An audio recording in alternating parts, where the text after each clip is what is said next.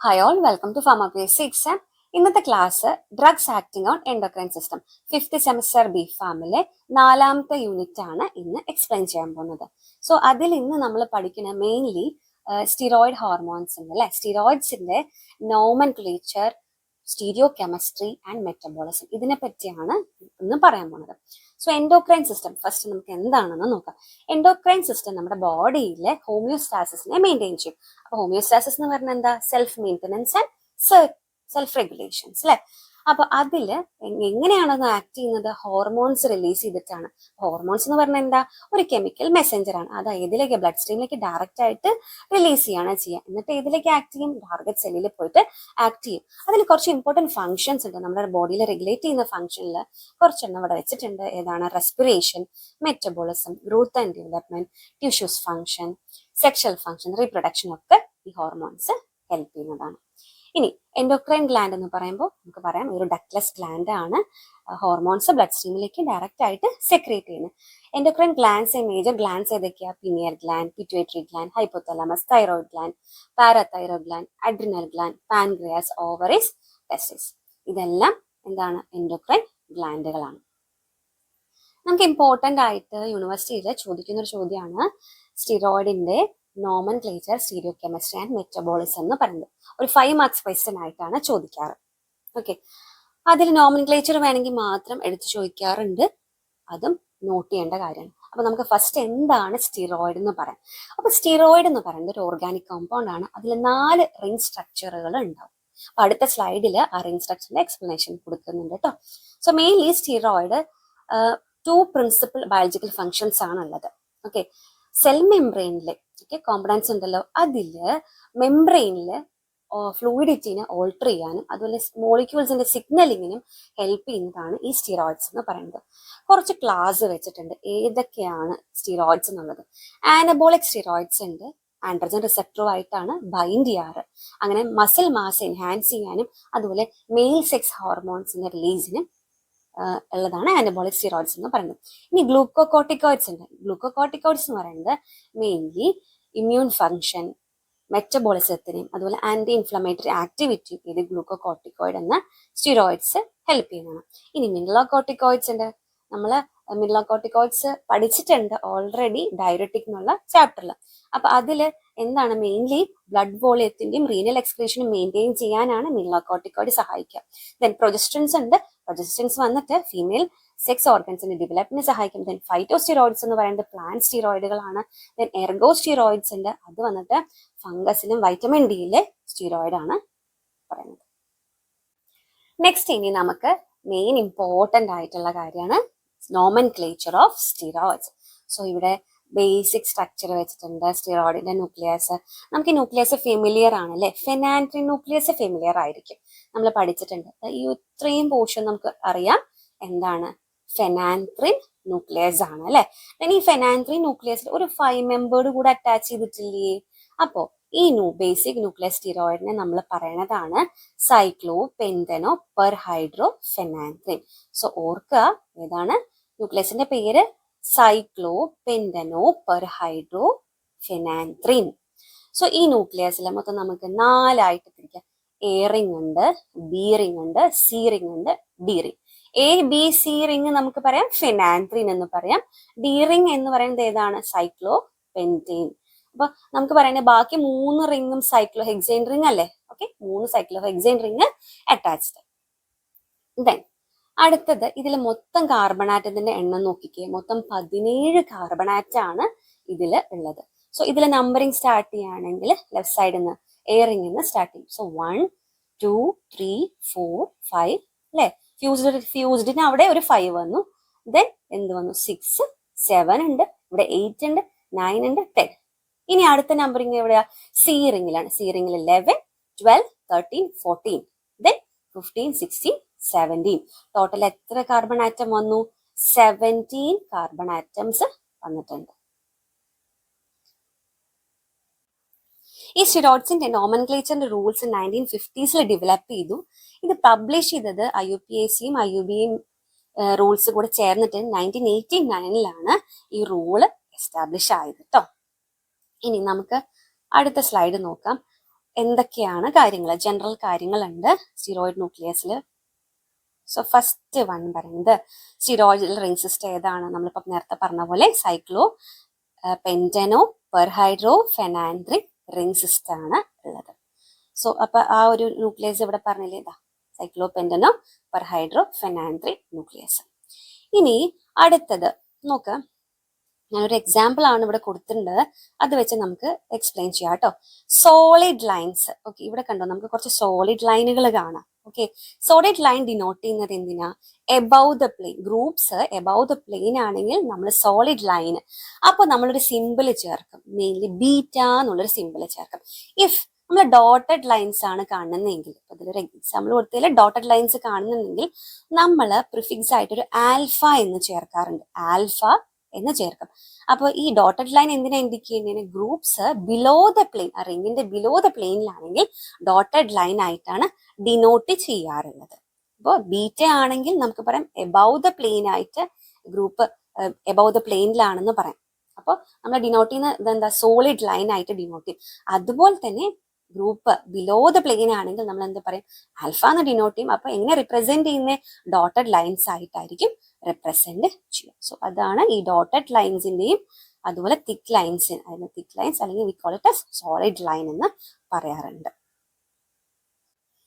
ഇനി അടുത്ത പോയിന്റ് ആണ്, ഈ C5 പൊസിഷനിലെ ഹൈഡ്രജനെ നമ്മൾ എപ്പോഴും കോമ്പൗണ്ട് നെയിമിന്റെ കൂടെ സ്പെസിഫൈ ചെയ്യാറുണ്ട് കേട്ടോ. C5 പൊസിഷനിലെ ഹൈഡ്രജന് അടുത്ത സ്ലൈഡുകളിൽ അത് കുറച്ചുകൂടെ മനസ്സിലാവും എങ്ങനെയാന്നുള്ളത്. ഓക്കെ, ഇനി അടുത്ത പോയിന്റ് ആണ് സ്റ്റിറോയിഡ്സ്. സ്റ്റിറോയിഡ്സ് വന്നിട്ട് ഈ കുറെ സ്റ്റിറോയിഡുകൾ ഉണ്ട്, അതിൽ 5 ആൽഫ കൊളസ്റ്റൈൻ എന്നുള്ള സീരീസിൽ നിന്നാണ് വരുന്നതെങ്കിൽ നമ്മൾ അതിനെ പറയും അല്ലോ സീരീസ് എന്ന് പറയും. ഓക്കെ, 5 ആൽഫ, ആൽഫ എന്ന് പറഞ്ഞു കഴിഞ്ഞാൽ എന്താ, ഗ്രൂപ്പ് ബിലോ ദ പ്ലെയിൻ എന്ന് പറഞ്ഞു അല്ലെ. അപ്പൊ 5 ബീറ്റ എന്ന് പറയുമ്പോൾ ഗ്രൂപ്പ്സ് എബവ് ദ പ്ലെയിൻ. അപ്പൊ 5 ബീറ്റ സീരീസിലുള്ള കൊളസ്റ്റൈൻ സീരീസിലുള്ളതാണെങ്കിൽ നമ്മൾ ആ ഒരു കോമ്പൗണ്ടുകളെ നോർമൽ സീരീസിലായിട്ടാണ് ക്ലാസിഫൈ ചെയ്യാറ്. ഓക്കെ, ഇനി നെക്സ്റ്റ് അടുത്ത പോയിന്റ് എന്ന് പറയുന്നത് ഡബിൾ ബോൺസ് ഉണ്ട്. അപ്പൊ എന്തെങ്കിലും ഡബിൾ ബോണ്ടുകൾ ഉണ്ടെങ്കിൽ നമ്മൾ പ്രിഫിക്സ് ആയിട്ട് ഒരു ഡെൽറ്റ സിമ്പിൾ ചേർക്കും. അതുപോലെ ഡെൽറ്റ സിമ്പിളിൽ ഏത് പൊസിഷനിലാണെന്ന്, അപ്പൊ ഡെൽറ്റ 5ലാണെങ്കിൽ ഡെൽറ്റ 5 എന്നുള്ള നെയിമില് 5 എന്നുള്ള ഇത് ചേർക്കാറുണ്ട് കേട്ടോ. സിമ്പിൾ ഡെൽറ്റ 5 എന്നുള്ള സിമ്പിൾ എന്ത് ചെയ്യുന്നുണ്ട്? പ്രിഫിക്സ് ആയിട്ട് നെയിമിങ്ങിൽ ചേർക്കും. ഇനി ഇവിടെ കണ്ടോ, ഈ 19ാമത്തെയും ഈ 18ാമത്തെയും കണ്ടോ, അവിടെ മീഥൈൽ ഗ്രൂപ്പ്സിൽ നമ്മൾ വെറുതെ ബോണ്ട് ഇങ്ങനെ വരച്ചു കഴിഞ്ഞാൽ നമ്മൾ മീഥൈൽ എന്നല്ലേ കൺസിഡർ ചെയ്യുന്നത്. സോ ആ മീഥൈൽ ഗ്രൂപ്പ്സ് ചില സ്റ്റിറോയിഡ്സിൽ എന്തില്ല, മീഥൈൽ ഗ്രൂപ്പ് ഉണ്ടാവില്ല. അപ്പൊ നമുക്കൊരു പ്രിഫിക്സ് ചേർക്കാറുണ്ട്, നോർ എന്ന പ്രിഫിക്സ്. അപ്പോൾ എന്ത് സൈഡ് ചെയിൻ ആയിട്ട് ഇപ്പൊ എന്തില്ല, മീഥൈൽ ഗ്രൂപ്പ് ആബ്സെന്റ് ആണെങ്കിൽ നമ്മളൊരു പ്രിഫിക്സ് ചേർക്കും, നോർ എന്നൊരു പ്രിഫിക്സ് ചേർക്കാറുണ്ട്. അത് എത്രാമത്തെ പൊസിഷനിലാണ് മീഥൈൽ ഗ്രൂപ്പ് ഇല്ലാത്തത്, അപ്പൊ ആ നമ്പറും കൂടി ചേർക്കണം. എക്സാമ്പിൾ ഇപ്പൊ 19ാമത്തെ പൊസിഷനിൽ ഒരു മീഥൈൽ ഗ്രൂപ്പ് ഇല്ല എങ്കിൽ നമ്മൾ കോമ്പൗണ്ട് സ്റ്റിറോയിഡിന്റെ ന്യൂക്ലിയസിൽ നമ്മൾ പേരെന്ത് ചെയ്യും, നോർ എന്നൊരു പ്രിഫിക്സ് ചേർക്കാറുണ്ട്. ഇത്രയാണ് ജനറൽ റൂൾസ് ആയിട്ട് നമ്മൾ കൺസിഡർ ചെയ്യും. ഇനി ഓരോ എക്സാമ്പിൾ വെച്ച് നോക്കാം കേട്ടോ. സോ ഫസ്റ്റ് വൺ നമുക്ക് നോക്കാനുള്ള ഗൊണൈൻ ന്യൂക്ലിയസ് ആണ്. ഗൊണൈൻ ആണെങ്കിൽ ഓക്കെ, ഗൊണൈന്റെ 5 ആൽഫ ഗൊണൈനും ഉണ്ട്, 5 ബീറ്റ ഗൊണൈനും ഉണ്ട്. അപ്പൊ 5ാമത്തെ പൊസിഷനിൽ അത് നോക്കുക, ഹൈഡ്രജൻ തിക് ബോണ്ട് അല്ലേ. അപ്പൊ തിക് ബോണ്ട് നമ്മൾ എന്താ ചേർക്കാന്ന് പറഞ്ഞ, ബീറ്റ എന്ന് ചേർക്കാന്ന് പറഞ്ഞില്ലേ.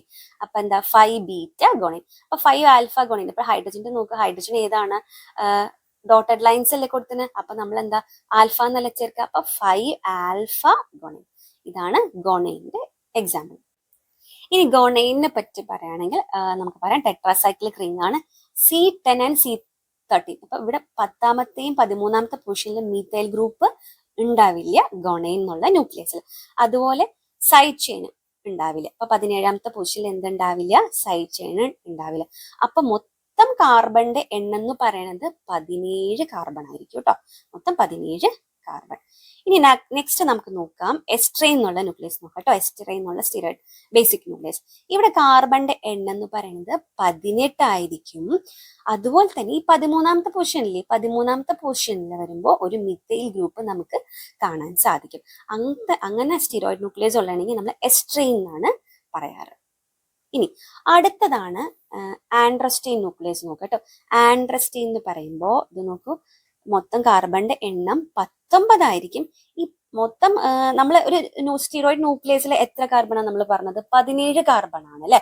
അതില് ഈ ആൻഡ്രസ്റ്റൈൻ വരുന്ന സമയത്ത് 10ാമത്തെയിലും 13ാമത്തെയിലും ഓരോരോ മീത്തൈൽ ഗ്രൂപ്പ് വന്നു. അപ്പൊ മൊത്തം 17 കഴിഞ്ഞിട്ട് 18, 19. അപ്പൊ മൊത്തം ആൻഡ്രോസ്റ്റൈൻ എന്നുള്ള ന്യൂക്ലിയസ് ആണ് എങ്കിൽ, സ്റ്റീറോയിഡ് ന്യൂക്ലിയസ് ആണെങ്കിൽ എത്ര കാർബൺ ഉണ്ടാവും? 19 കാർബൺ അതിൽ ഉണ്ടാവും. സോ അപ്പൊ ഇതിൽ എന്തായി? 5 ആൽഫ ആൻഡ്രസ്റ്റൈനും ഉണ്ട്, 5 ബീറ്റ ആൻഡ്രസ്റ്റൈനും ഉണ്ട്.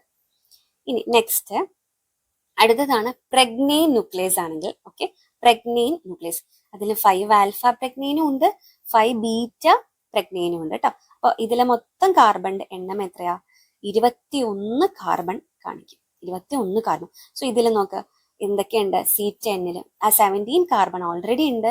10ാമത്തെയിലും 13ാമത്തെയിലും നമുക്ക് മീഥൈൽ ഗ്രൂപ്പ് കാണാൻ സാധിക്കും. അതേപോലെ തന്നെ 17ാമത്തെ കാർബണില്ലേ, ഇപ്പൊ 17 കാർബണില് 17ാമത്തേല്.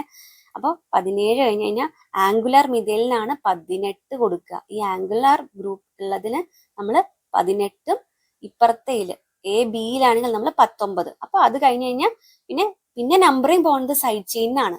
ഓക്കെ, സൈഡ് ചെയിന് നമ്പറിങ് പോകുമ്പോൾ ഇവിടെ എന്തായി? 20, then 21. അപ്പൊ മൊത്തം കാർബണിന്റെ എണ്ണം എത്രയായി? പ്രഗ്നെയിൻ ന്യൂക്ലിയസില്, സ്റ്റീറോയിഡ് ന്യൂക്ലിയസില് 21 കാർബൺ ഉണ്ടാവും. ഇനി അടുത്തതാണ് കൊളൈനും കൊളസ്റ്റൈനും എന്ന് പറയും കേട്ടോ. കൊളൈൻ എന്ന് പറയുമ്പോൾ മൊത്തം കാർബൺ 24 വരെ ഉണ്ടാവും. ഓക്കെ, നമ്മൾ ആ 17 കാർബൺ ആദ്യം കഴിഞ്ഞു, 17 കഴിഞ്ഞു, ഇവിടെ 18 വന്നു, ഇവിടെ 19 വന്നു, പിന്നെ ബാക്കിയുള്ളത് ഏതാ? സൈഡ് ചെയിൻ ആണ് അല്ലെ. അപ്പൊ 24 വരെ ആണ് എങ്കിൽ നമ്മൾ ആ ന്യൂക്ലിയസിനെ സ്റ്റീറോയിഡ് ന്യൂക്ലിയസ് കൊളൈൻ എന്നാണ് പറയുക. ഇനി അത് അപ് ടു 27 ആണ് എങ്കിൽ കൊളസ്റ്റൈൻ എന്നാണ് പറയുക. ഓക്കെ, എത്ര പറയും? കൊളസ്റ്റൈൻ. അപ്പൊ 24 ആണെങ്കിൽ കൊളൈൻ എന്നും 27 ആണെങ്കിൽ നമ്മൾ എന്ത് പറയും? കൊളസ്റ്റൈൻ എന്ന് പറയും. സോ ഇത്രയും കാര്യങ്ങളാണ് ഇതിലുള്ളത്, നോമൻ ക്ലേച്ചർ എന്നുള്ള പോർഷനിൽ വരുന്നത്. ഇനി നമുക്ക് നോക്കാൻ പോകുന്നത് സ്റ്റീരിയോ കെമിസ്ട്രിയാണ്.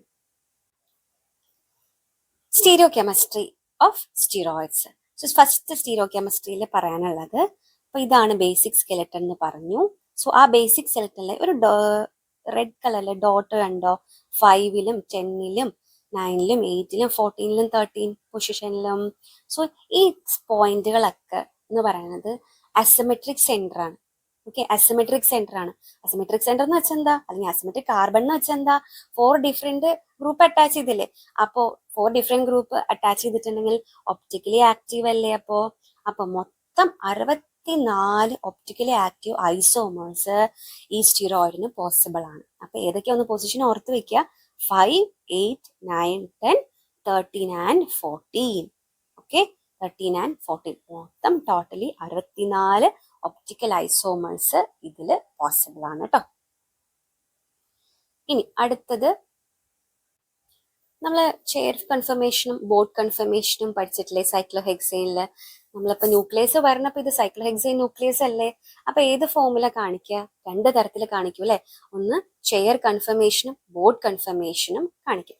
സോ ഈ റിംഗ് സിസ്റ്റത്തിന്റെ ഇവിടെ കൊടുത്തിട്ടുണ്ട് ഏതൊക്കെയാന്നുള്ളത് കണ്ടോ? ഈ പിക്ചറിൽ കാണാൻ പറ്റുന്നില്ലേ റിംഗ് സിസ്റ്റം? ഓക്കെ, ഏതൊക്കെയാണ്? ബോർഡ് ഫോമും ചെയർ ഫോമും. നമുക്കറിയാം ബോർഡ് ഫോം ആണോ ചെയർ ഫോം ആണോ ഏറ്റവും കൂടുതൽ സ്റ്റേബിൾ ആയിട്ടുള്ളത്? As we know chair form ആണ് മോർ സ്റ്റേബിൾ. കാരണം എന്താണ്? അതിന്റെ ആംഗിൾ സ്ട്രെങ്ത് വളരെ ബോർഡ് ഫോമിൽ വളരെ കുറവാണ് അല്ലെ കമ്പയർ ചെയ്യുമ്പോൾ. ദെൻ അടുത്തത് കൊളസ്റ്റൈൻ, ആൻഡ്രസ്റ്റൈൻ, പ്രഗ്നെയിൻ 2 കൺഫർമേഷനിലാണ് കാണിക്കുക. അപ്പൊ പറഞ്ഞ പോലെ ബോർഡ് ഫോമിലും ചെയർ ഫോമിലും കാണിക്കും. അപ്പൊ എന്തായാലും പിക്ചർ പഠിച്ചു വെക്കണം കേട്ടോ. ഈ സ്റ്റീരിയോ കെമിസ്ട്രി എന്ന് ചോദിക്കുന്ന സമയത്ത് ഈ പിക്ചർ എന്തായാലും വരയ്ക്കാൻ അറിഞ്ഞിരിക്കണം. ഓക്കെ, ഇനി അടുത്തത് കോൺഫിഗറേഷൻ ഓഫ് സ്റ്റീറോയിഡ്. സ്റ്റീറോയിഡിന്റെ കോൺഫിഗറേഷൻ നമ്മളെ ആൽഫ ബീറ്റ കോൺഫിഗറേഷൻ പറഞ്ഞില്ലേ ഇപ്പൊ നേരത്തെ? അപ്പൊ അതില് ആൽഫ എന്ന് പറഞ്ഞപ്പോ ഏത് ഡിനോട്ട് ചെയ്യുന്നേ? ഡോട്ടഡ് ലൈൻസിനെ ആൽഫ എന്ന് ഡിനോട്ട് ചെയ്തിട്ടില്ലേ? ബീറ്റ എന്ന് പറയുമ്പോ എന്താ? സോളിഡ് ലൈൻസ് അല്ലേ ഡിനോട്ട് ചെയ്തിരിക്കുന്നത്. അപ്പൊ കോൺഫിഗറേഷൻ ഓഫ് സ്റ്റീറോയിഡിന്റെ കോൺഫിഗറേഷനിൽ ഏതൊക്കെ പൊസിഷനാ? അപ്പോൾ ഈ ആംഗുലാർ മീഥൈൽ ഗ്രൂപ്പ് ചില സമയങ്ങളിൽ എന്താണ് ഡോട്ടഡ് ലൈൻസിൽ നിൽക്കാം, ചിലപ്പോൾ ഇതിൽ സോളിഡ് ലൈൻസിൽ നിൽക്കാം കേട്ടോ. സോ ഡോട്ടഡ് ലൈൻസ് ആണെങ്കിൽ we need to give alpha configuration. If it is a beta means we need to show solid lines. So ഇത്രയേ ഉള്ളൂ കോൺഫിഗറേഷൻ ഓഫ് സ്റ്റിറോയിഡ്സ്. നമ്മൾ ഇനി സ്റ്റീരിയോ കെമിസ്ട്രി പറയുമ്പോൾ, അതായത് റിങ്ങിന്റെ ബാക്ക് ബോൺ സ്റ്റീരിയോ കെമിസ്ട്രി പറയാറുണ്ട്. അപ്പൊ ആ സമയത്ത് നമ്മൾ സിസും ട്രാൻസും ഡിനോട്ട് ചെയ്യാറുണ്ട് കേട്ടോ. സിസ് ആയിട്ടും ട്രാൻസ് ആയിട്ടും ഡിനോട്ട് ചെയ്യാറുണ്ട്. സോ അതിൽ എക്സാമ്പിൾ കൊടുത്തിട്ടുണ്ട് 5 ആൽഫ സ്റ്റിറോയിഡ്. അപ്പൊ 5 ആൽഫ സ്റ്റിറോയിഡിൽ എപ്പോഴും AB റിംഗ് സിസ്റ്റം ട്രാൻസിലായിരിക്കും ഉണ്ടാവുക. അപ്പോൾ നോക്കി, ഇതിൽ AB റിംഗ് സിസ്റ്റം എന്തായിരിക്കും? ഓപ്പോസിറ്റ് കോൺഫിഗറേഷൻ ആകുമ്പോൾ അല്ലെ, ഓപ്പോസിറ്റ് കോൺഫിഗറേഷൻ ആകുമ്പോൾ നമ്മൾ ട്രാൻസ് അല്ലേ പറയാ. അപ്പോൾ ഇതിൽ 5 ബീറ്റ സ്റ്റിറോയിഡ് എപ്പോഴും നിൽക്കുകയാണെങ്കിൽ സിസ് കോൺഫിഗറേഷനിലായിരിക്കും. ഓക്കെ, സിസിലായിരിക്കും ഉണ്ടാവുക. അപ്പോൾ ഇതൊന്ന് ഓർത്ത് വെക്കുക. ദെൻ ഇപ്പൊ നമുക്ക് ഇതിന്റെ ഇതറിയില്ല, ബോണ്ട് എങ്ങനെയാണെന്ന് അറിയില്ല, തിക്കാണോ ഡോട്ടഡ് ആണോ അറിയില്ലെങ്കിൽ നമ്മൾ വേവ് പോലെ മെൻഷൻ ചെയ്യാറുണ്ട്. അൺനോൺ പൊസിഷൻ ആണെങ്കിൽ, ഇപ്പോൾ പൊസിഷൻ അൺനോൺ ആണെങ്കിൽ നമ്മൾ വേവി ബോൺസ് ആയിട്ടായിരിക്കും കൊടുക്കാറ്. സോ ഇതിൽ ഇപ്പോൾ ഈ പിക്ചർ കൊടുത്തിരിക്കുന്നത് സിസ് ട്രാൻസ് ഓഫ് ഫോം ഓഫ് സ്റ്റിറോയിഡിന്റെ സ്ട്രക്ചറിന് ഒരു ബേസിക് ആയിട്ട് വേവി ആണെങ്കിൽ ബോണ്ട് വന്നിട്ടുള്ള സ്ട്രക്ചറാണ് ഇവിടെ മെൻഷൻ ചെയ്തിരിക്കുന്നത് കേട്ടോ. അപ്പോൾ സ്റ്റീരിയോ കെമിസ്ട്രി ഓഫ് സ്റ്റിറോയിഡ്സ് പറഞ്ഞപ്പോൾ നമ്മൾ 4 കാര്യങ്ങളാണ് പറഞ്ഞത്. ആദ്യത്തെ എന്ത് പറഞ്ഞു? ഒപ്റ്റിക്കൽ ആക്ടിവിറ്റിയുടെ കേസ് 64 ഐസോമർ പോസിബിൾ ആണെന്ന് പറഞ്ഞു. പിന്നെ രണ്ടാമത്തത് നമ്മൾ കൺഫർമേഷൻ, ബോട്ട് ഫോമും ചെയർ ഫോമിന്റെ കാര്യം പറഞ്ഞു.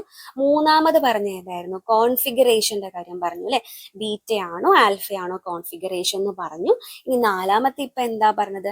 ബാക്ക് ബോണിൽ എന്താണ് ആ സ്ട്രക്ചർ സിസ് ഫോം ആണോ ട്രാൻസ്ഫോം ആണോ എന്നുള്ളതും പറഞ്ഞു. അപ്പൊ ഇത്രയും കൂടി ചേർന്നതാണ് സ്റ്റീരിയോ കെമിസ്ട്രി ഓഫ് സ്റ്റിറോയിഡ്സ് എന്ന് പറയുന്നത്.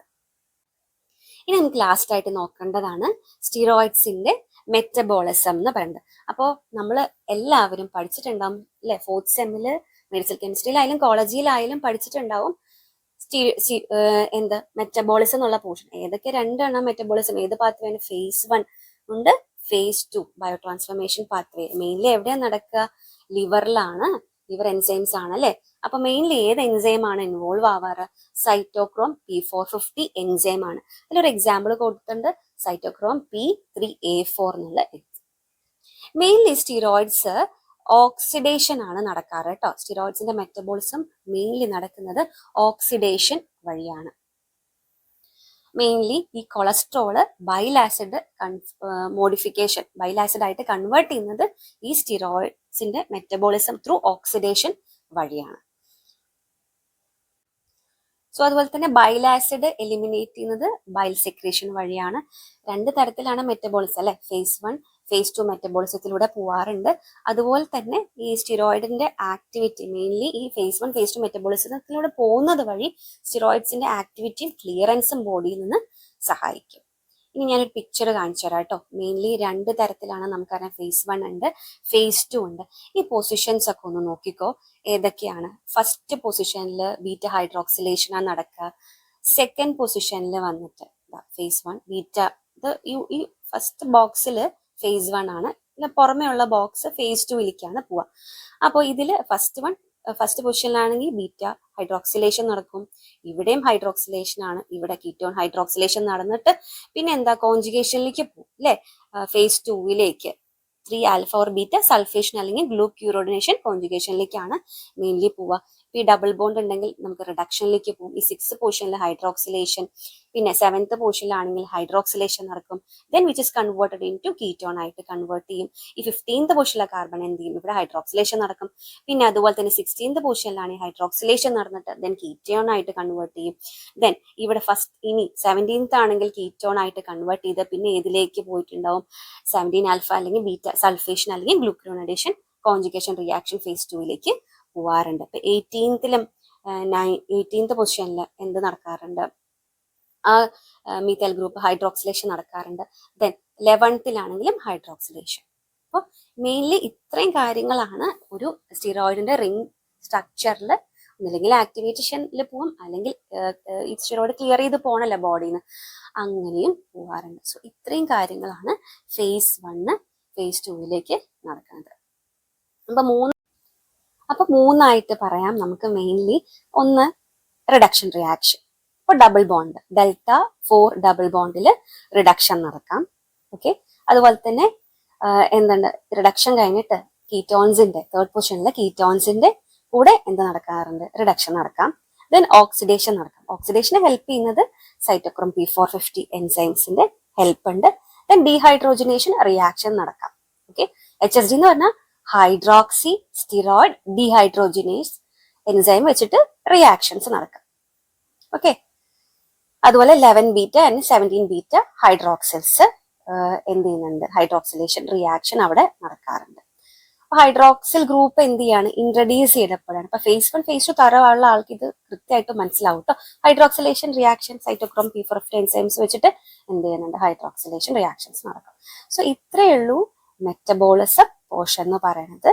സോ മെയിൻലി ശ്രദ്ധിക്കേണ്ട കാര്യങ്ങൾ, നോമൻക്ലേച്ചർ ഓഫ് സ്റ്റീറോയിഡ്സ് സെപ്പറേറ്റ് വേണേ ക്വസ്റ്റ്യൻ ആയിട്ട് ചോദിക്കാം, അല്ലെങ്കിൽ വന്നിട്ട് സ്റ്റീരിയോ കെമിസ്ട്രി വേറെ ചോദിക്കാം, മെറ്റബോളിസം വേറെ ചോദിക്കാം, അല്ലെങ്കിൽ കമ്പൈൻ ഫോമിൽ 3 ഫോമിൽ ചോദിക്കാം. സോ ഇത്രയേ ഉള്ളൂ ഇന്നത്തെ class. Thank you for watching and please do subscribe.